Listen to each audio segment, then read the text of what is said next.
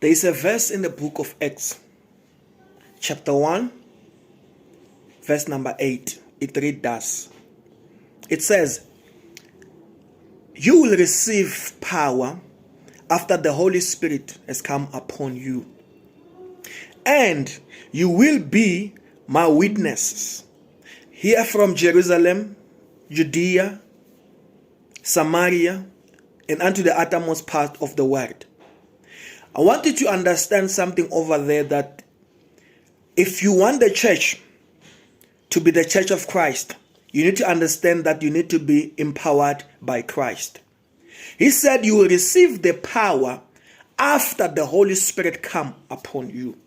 Which means without the Holy Spirit being in your life, you don't have the power. You can be a believer, but you need the power to become the witness. And when you witness everything which you have seen before, you cannot go on and witness the things which is not in your life. You are able to go forward and witness just because that thing already is in you. You are able to talk about Christ because Christ is in you. We see our churches today going down. We see our churches today, maybe some of us who have been there before or of today, you think that no, the church is no longer the same. The reason is we have allowed the churches to become democratical. We have allowed the churches to become or to be governed by the government, forgetting that church belongs to God. Church is for God.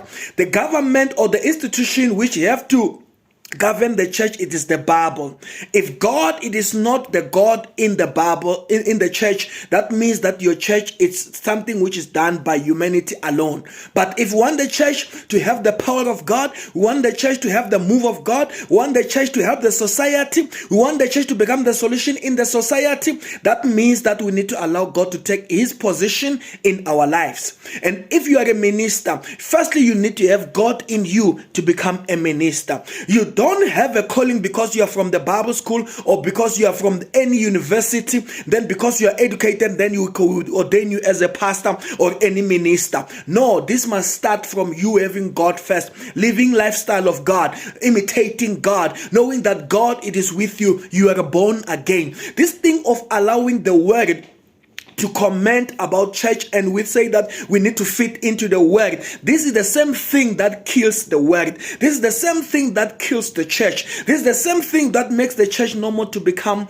the answer of the nation. Why? Because we no longer relying onto our source, which is God. We no longer holding on unto God. I want to talk to you today and say that if you are belonging to a church, the church must not become that thing where we come as a school class, where we will come, somebody will come and teach us, and then we go home without his manifestation, his confirmation that he is there. There must be a confirmation in every gathering we have that God is with us. We don't gather for nothing. We don't gather for political event. We don't gather for class for economics. We don't gather for a class for physics, but we are gathering because we want God to speak in our life. We want God to shape our life. We want God to invade our spaces. We want God to reign in our life. That is why it's very important that if you say that you are the church of Christ, have Christ in your life. And when you have Christ in your life, even though the world can criticize you, but when they look your ways, they look how you do it, they will see that you have got God in your side. They will see that even though we speak bad about these people, but there is God which they are holding on.